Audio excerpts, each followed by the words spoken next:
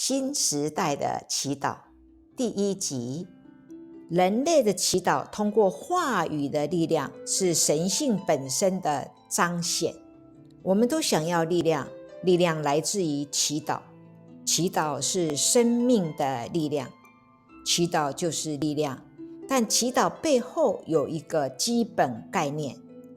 在这一集影片，我们要来探讨什么是祈祷，还有水瓶年代和双鱼时代不同的观点和做法。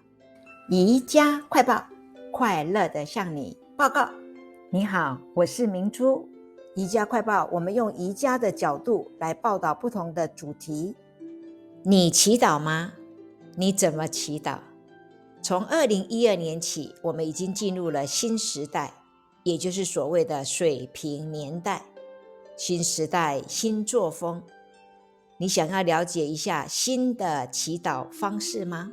要理解并应用这个水瓶年代的观点，我们可能必须认识我们的祈祷的旧有形象，并调整它们，以新的方式来学习。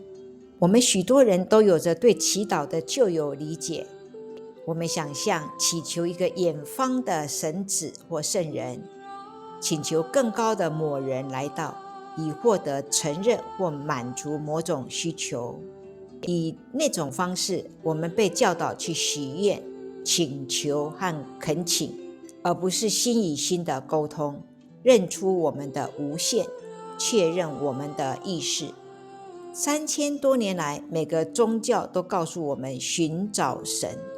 我们去哪里找神呢？神无处不在，我们无处可去。为什么我们要去寻找无处不在的东西呢？为什么我们不寻找自己呢？为什么我们不要在和平中？所以神可以拜访我们。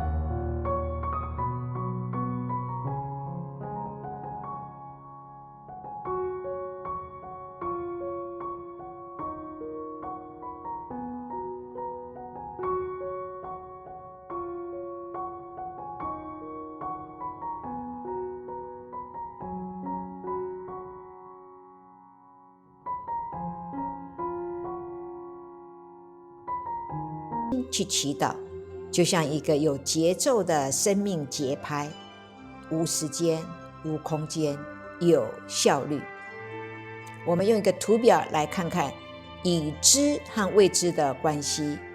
旧时代，向一个遥远的神祈求，以获得承认或满足某种需求；而在水瓶年代，祈祷是一种揭露我们自己的未知，并将其带回已知，变得光芒四射的力量。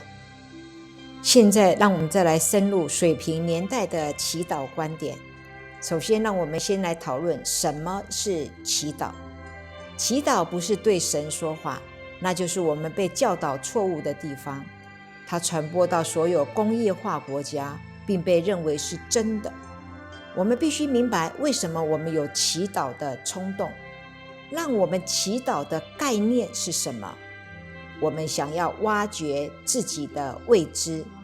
祈祷的类别是人类内在的一门科技，通过它，未知成为已知，未见成为已见，未闻成为已闻，那就是祈祷。祈祷是以未知沟通的最有力的技术，我们的已知和未知之间的对话。法则是哪里有已知，哪里就有未知。那个未知是内在的和外在的，它没有我们的意识心智所创造和依赖的边界。祈祷是从我们自己的未知中挖掘能量。无论何时，当我们想达到自己的未知，我们就祈祷。能让我们自己的未知可以触及到我们，来提供帮助的唯一通道，就是自己祈祷的力量。没有人能让我坚强，没有人能让我虚弱。我让我自己坚强，我让我自己虚弱。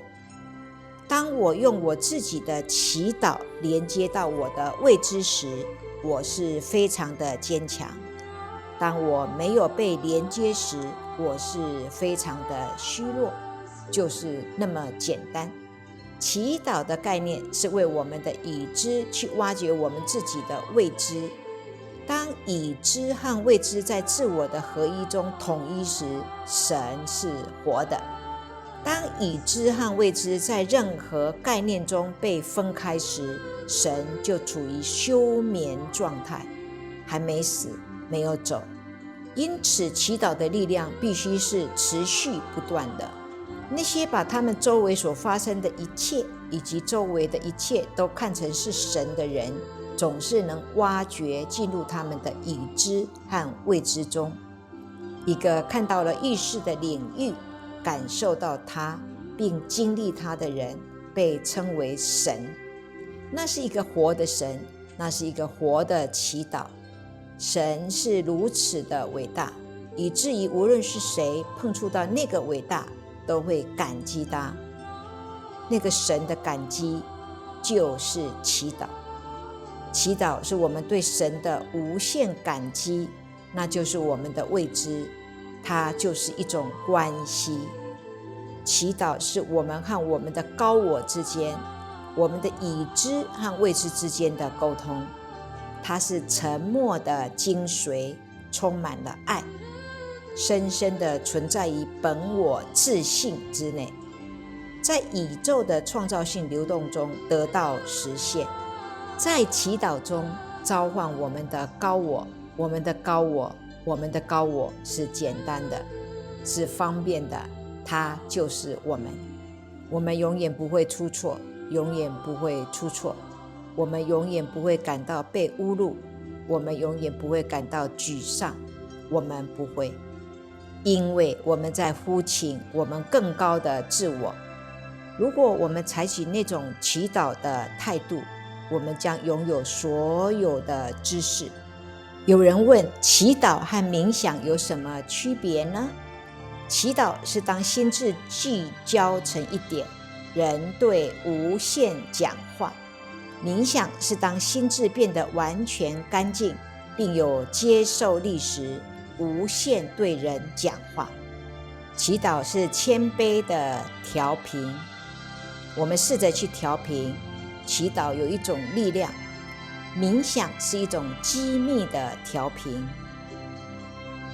学习，如果我们想生活在水平年代，学会呼唤我们自己，学会做我们自己，学会震动，那是我们所有人都能学会的一件好事。让我们在态度上变得虔诚的，然后神必在每个地方赐福于我们，无论我们在何处。爱来自内在，就像祈祷来自内在一样。当爱来自内在，祈祷来自内在，然后恩典就来到，然后我们很明亮，我们很美丽，我们值得信赖。我们的话语无法用金钱或礼物来衡量。感谢你的收看，也感谢你的订阅和留言和分享。我们下一个影带见。